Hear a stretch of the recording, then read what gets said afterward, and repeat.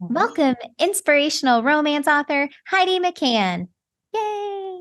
Yay. Thank you for having me, Sarah. I'm so excited to be here.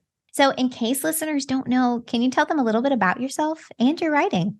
Sure. I'm originally from Alaska. I currently live outside of Raleigh, North Carolina. I've been married for 21 years.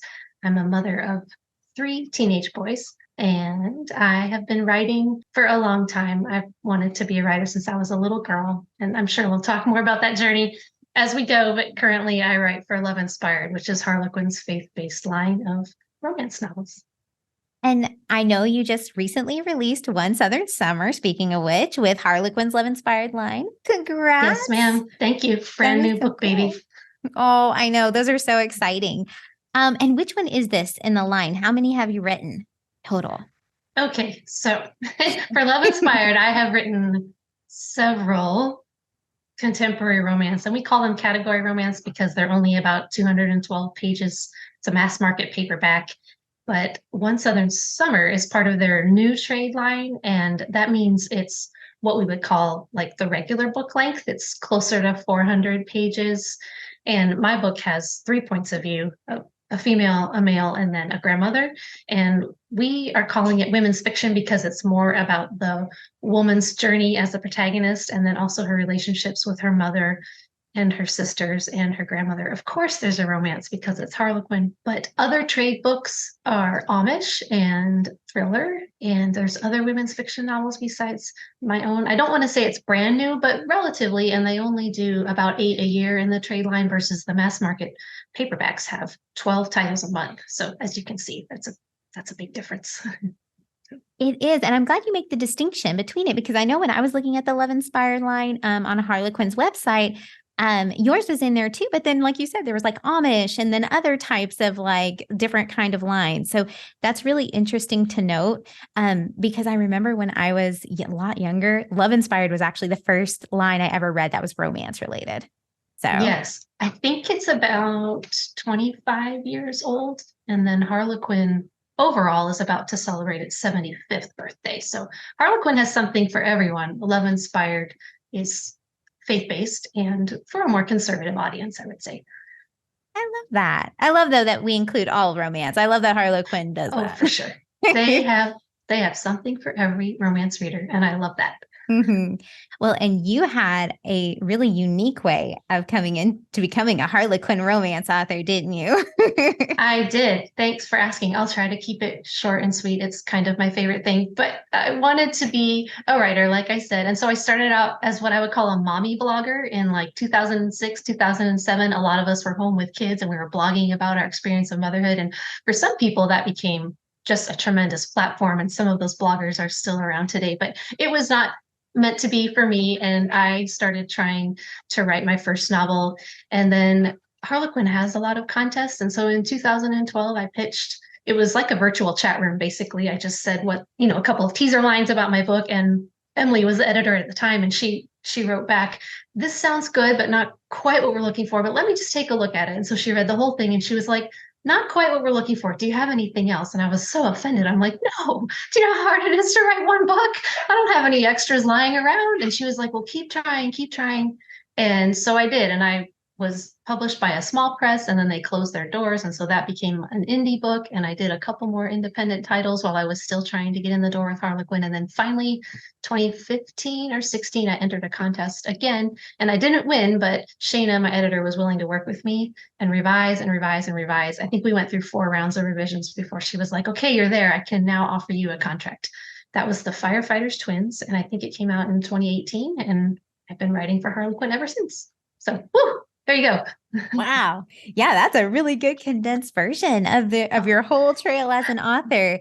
And you know what? The blog may not have worked out in the beginning, but it kind of paid off in the end, right? it did. And it taught me to write for an audience of one because I would write those blog posts for my grandmother who was elderly and lived in another state. And that's kind of how you have to start out when you're writing your novels. You want your book to be for the whole wide world, but it just is not. Your romance novels for a particular kind of reader. And so I sort of took my blogging skills and figured out how to transfer those into writing a novel. You know, that's something that I have had I had to learn actually, like, and I've learned a lot through talking with other people on the podcast, is that a lot of times, like, we say we all want our, our books to be read by everybody, right? But then we're like, oh, but do we really? No, you really don't, because that's how you get 1-star reviews. But and the structure of a romance novel is it appeals to a certain reader. And that doesn't mean that romance writers don't read thrillers or memoir or lots of other cozy mysteries, but a romance novel has to have a particular structure.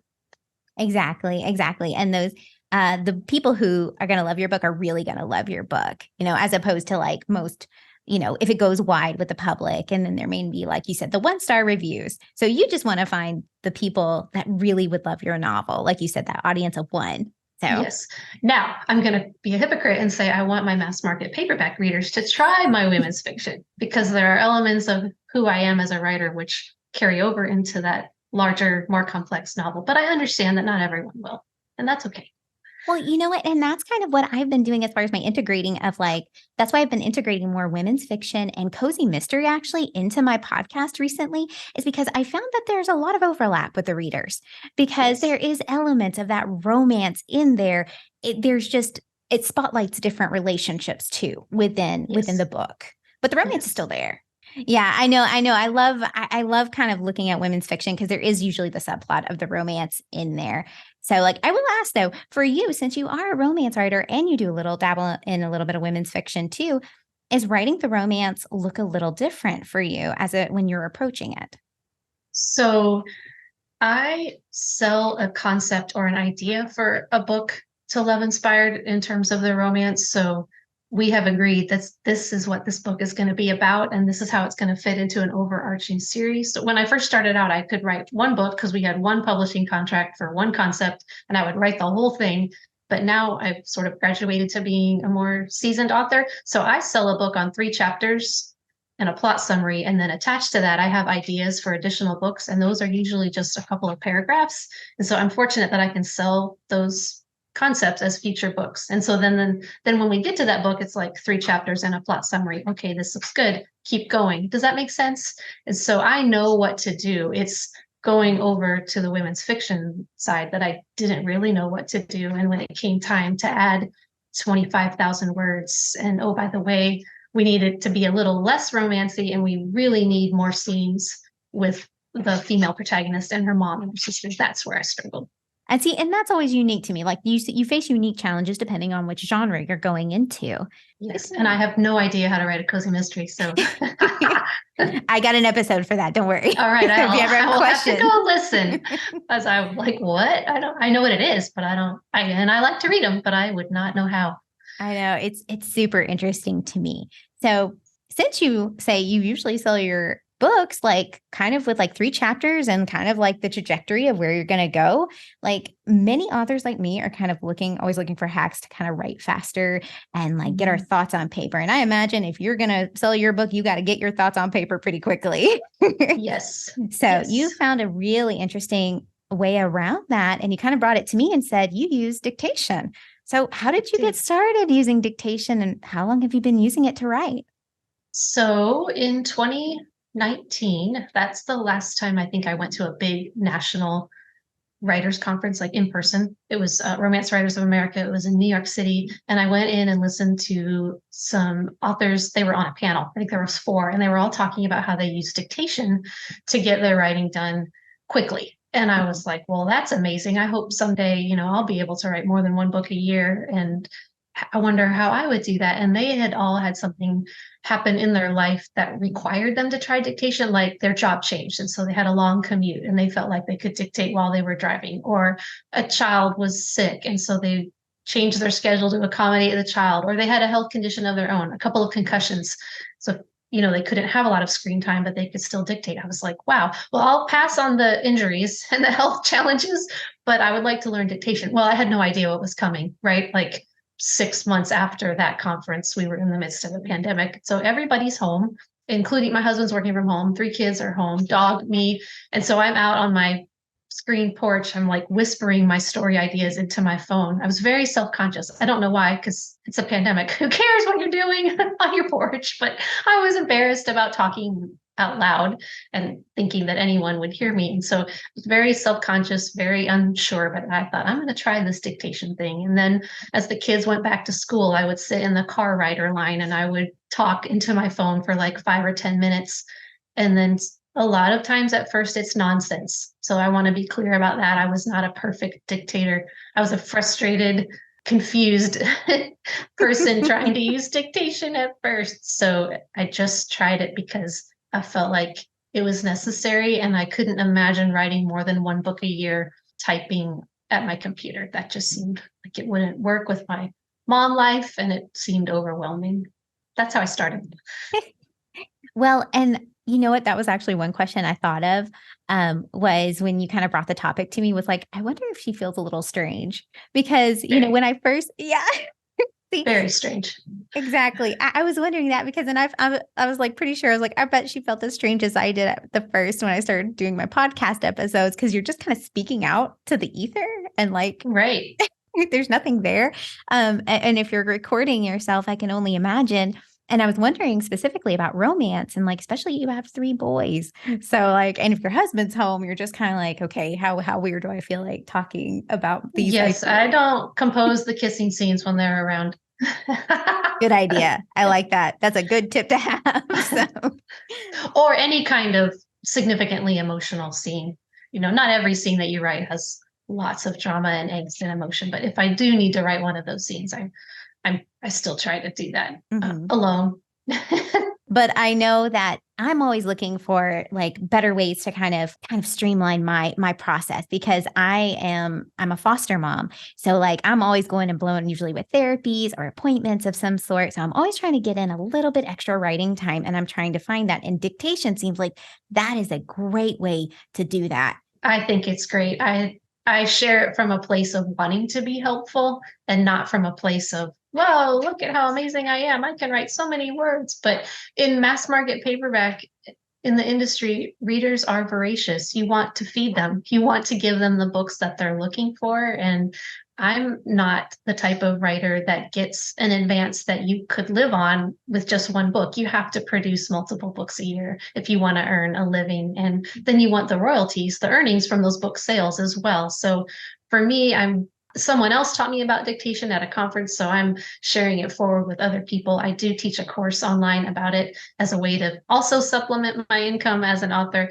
And for me, it really changed my life because sitting here at the laptop, it's not good to be that sedentary. It's not good for me. It takes a long time to write a book. And if I can walk outside for a few minutes or just get up and walk around my house, I dictate more inside my house than I do out on a walking trail. For sure. But if you can just get up and walk around for 5 minutes, 5 minutes for me might be 500 to 700 words versus 5 minutes at my computer. I'm just too tempted to delete. That internal critic that lives inside my head that tells me that sentence is really lousy. Who do you think you are? Well, that voice is silenced when I'm talking. I can tell myself the story into my app, and that cruel internal critic doesn't get to have a voice. I like that you say that because yeah, sometimes we get into our own heads and then we're just like, oh, that's terrible. Just erase all that. And then you think to yourself, man, I should have kept that. I kind of actually wish I had. And I feel like my phone is always close by. So like, if nothing else, I can dictate into my phone because I have this wild idea and I have nowhere, like, of course I'm missing a pen, even though I have like 12 in my purse. I know, but they're at the bottom. Oh, for sure. You know, as being a mom, you know that. So like, they're always everywhere. And I always feel like we get our best ideas, you know, it always seems like in the shower or at night, you know, right before bed. So that feels like that would be such an easy way to grab my phone and just whisper into it real quick. Okay, here's a couple of lines for this chapter or something.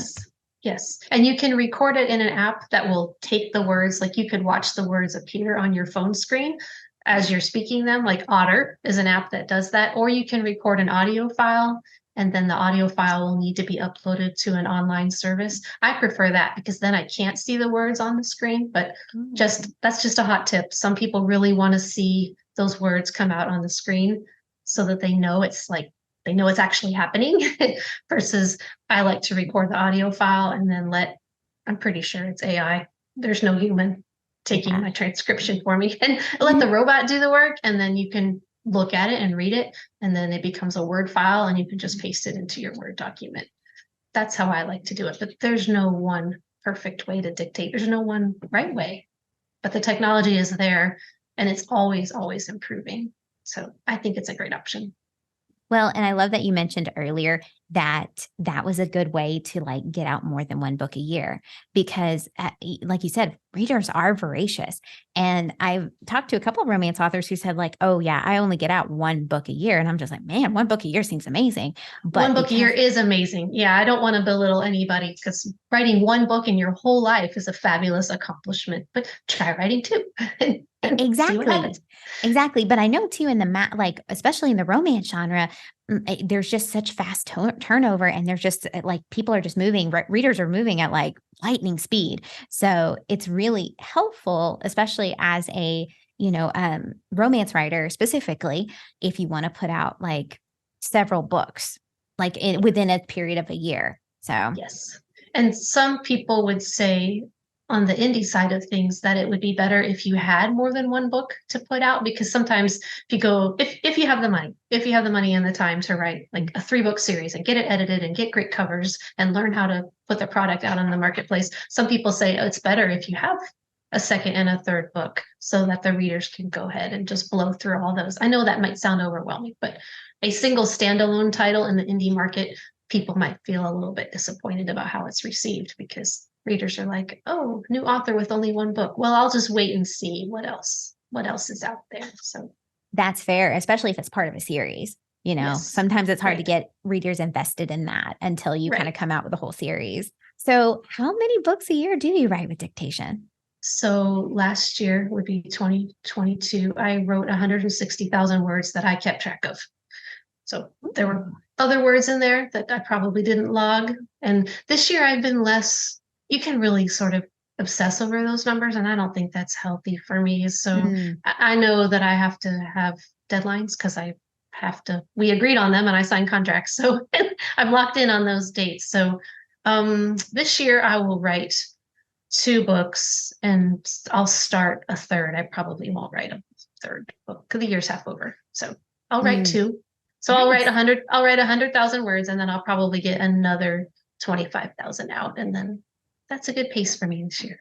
Hey, that's awesome. You got 3 boys. You're staying busy. I understand That's that. right. That's right. So, there are obviously great benefits for like busy moms like us to hit that word count and try to make the most of our quiet, productive time. Since you've been using it, are there any additional benefits that you found to using dictation and how writers can utilize it?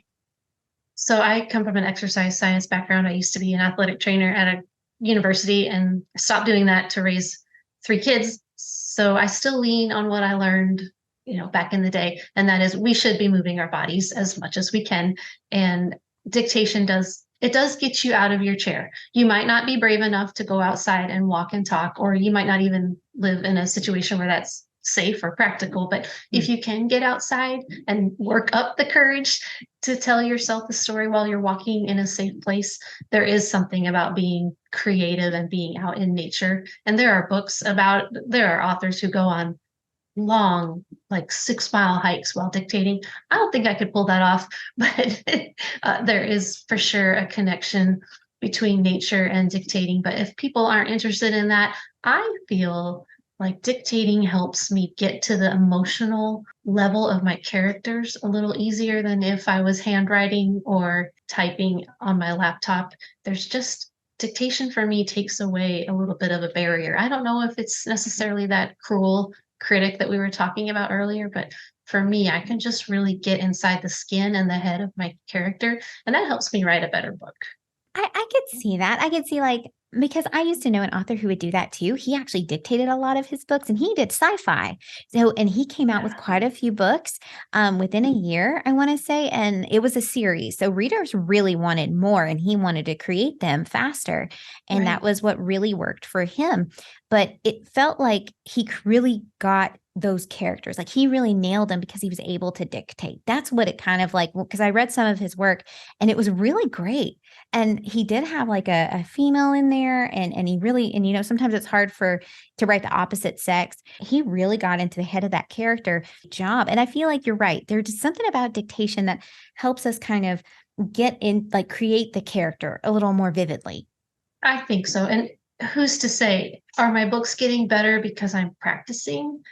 And do I have more confidence because I'm selling more books now in year 10 than I did in year one? You can't really quantify it, but dictating for me puts a lot more joy into the process. And I think that comes out onto the page. I mean, I'm writing uplifting, inspirational stories. So I want people to enjoy a happy ending. I want them to finish the book feeling satisfied and full of hope. So if dictating helps me get there, then I'm in. I believe you mentioned using dictation to write your latest novel, One Southern Summer, right? Yes, that's true. So, how has dictation impacted your overall writing process? And does it look different than it did before? Yes. So to be honest, I wrote One Southern Summer using almost every method possible because I got the idea years ago. And then I was like, I don't think I'm ready to write this. This seems like a pretty complex book. And then I would go to writing conferences and I would tell my friends about it. So 2016, 2017, 2018, I'm telling them and they're like, write the book, write the book. You should write the book. I'm like, oh, no, but I can't. It's too hard.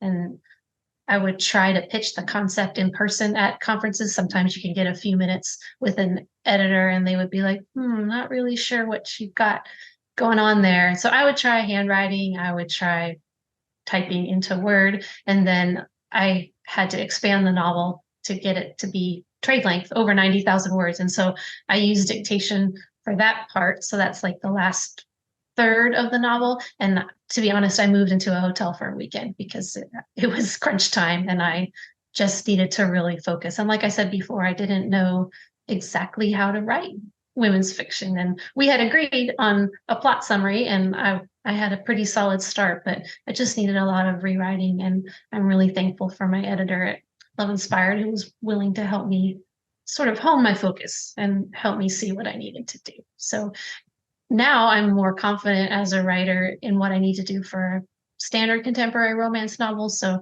I can write a pretty decent draft in about 12 weeks, which I used to spend 7 to 9 months on a manuscript. So I think I'm more confident. I've sold more books.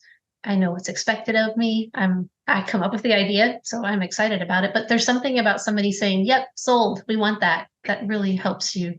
Versus when I was first getting started, I was like, I wonder what kind of book they're looking for. And now I know. Well, and that brings up a really interesting question. So, when you do edits, do you use dictation during edits as well? If I needed to rewrite a whole scene, or if she would say, hey, I feel like there's something missing here. I feel like we could really use a scene from the hero's point of view, then I would probably make some notes, pen and paper, outline what I wanted to have in the scene, and then I would probably dictate it. But in the editorial process, for me, it's a lot of, hey, you've used the word shrugged. Your characters are shrugging 97 times. Let's work on that. Or I just got an editorial note today that said, I just wanted to point out that everybody's wearing green pants or I'm sorry, a green shirt and white pants. I was like, well, that's weird. We can't have every female character wearing the same outfit.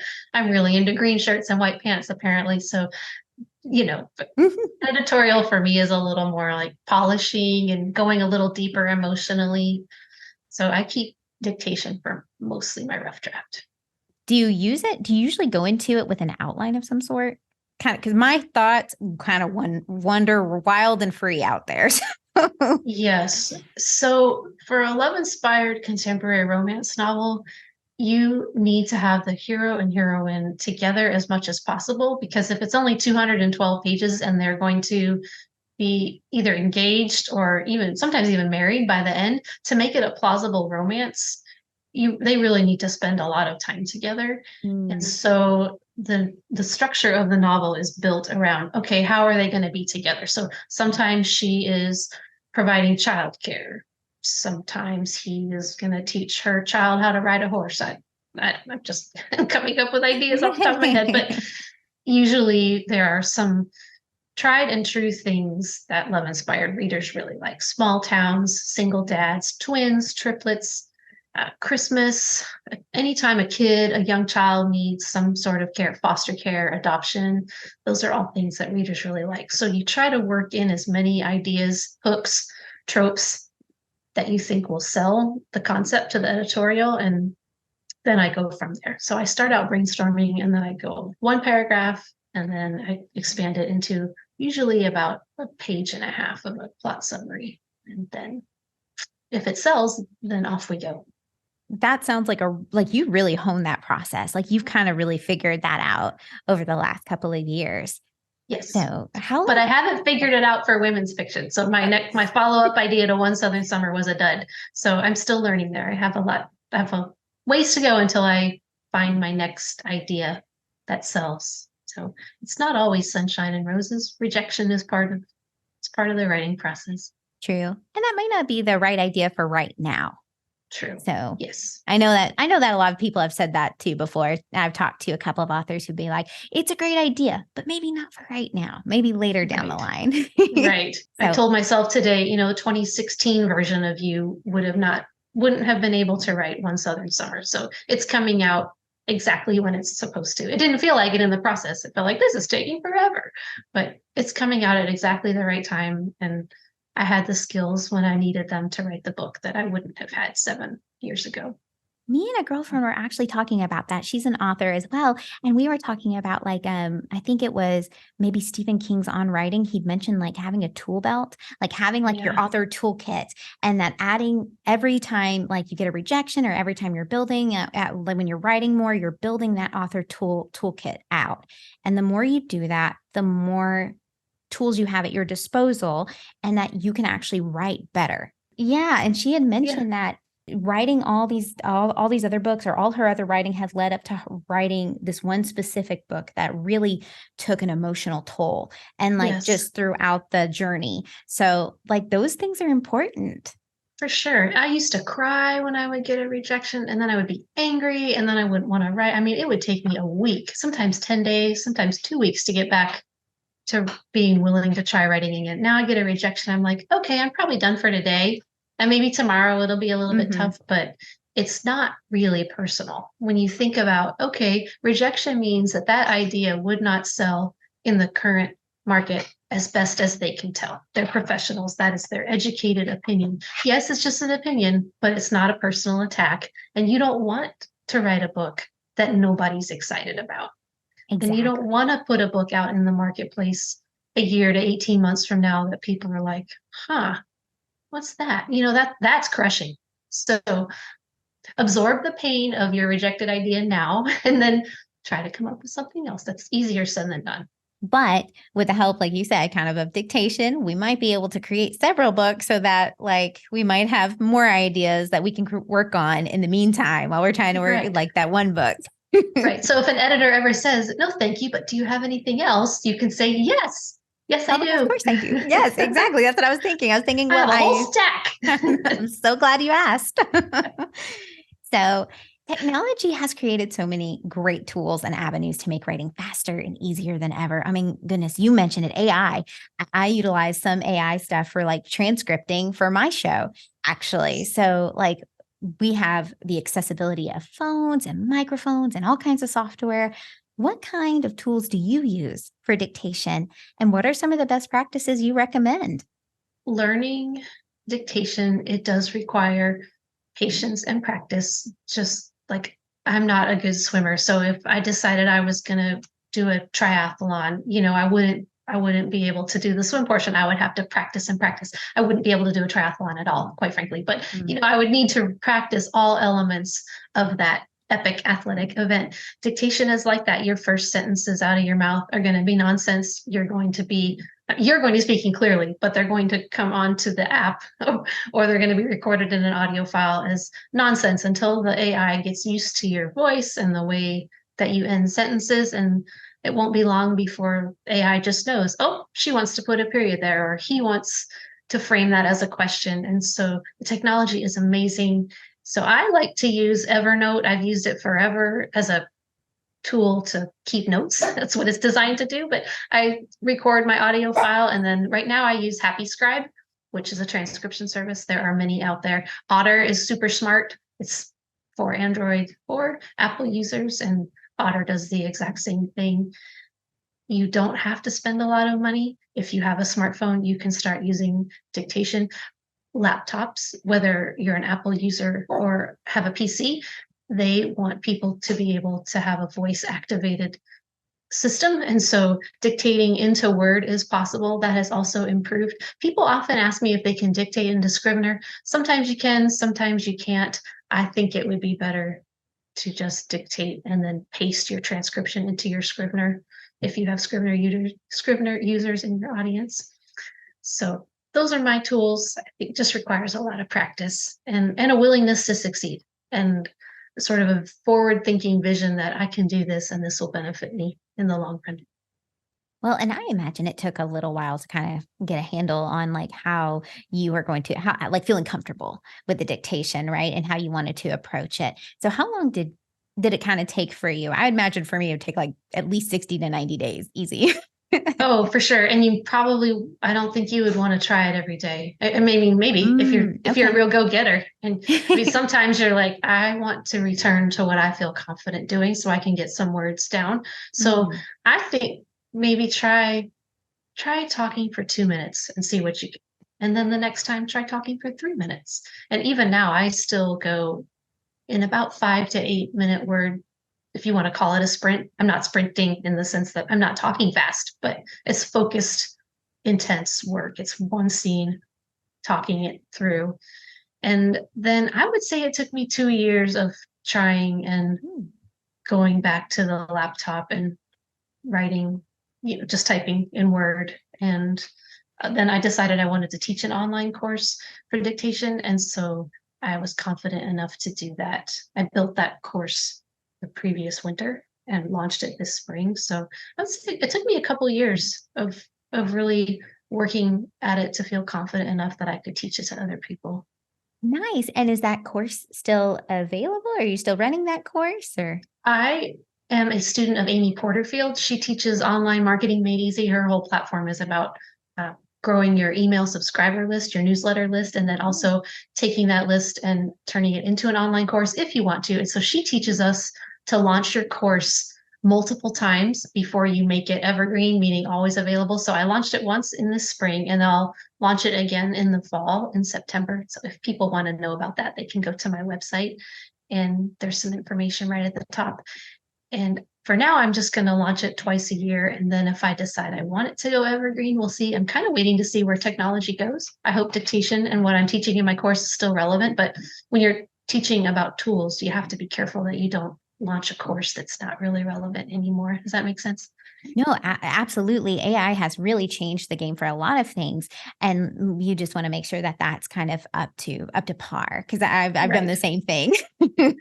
Yeah, and it takes a lot of work to record a course and make the lessons accessible. And even though the content is all there, I want to be available for my students. So I have to balance that with, what else I'm doing in my writing life and my family life. So I'm going to have it available again in the fall. So after Labor Day.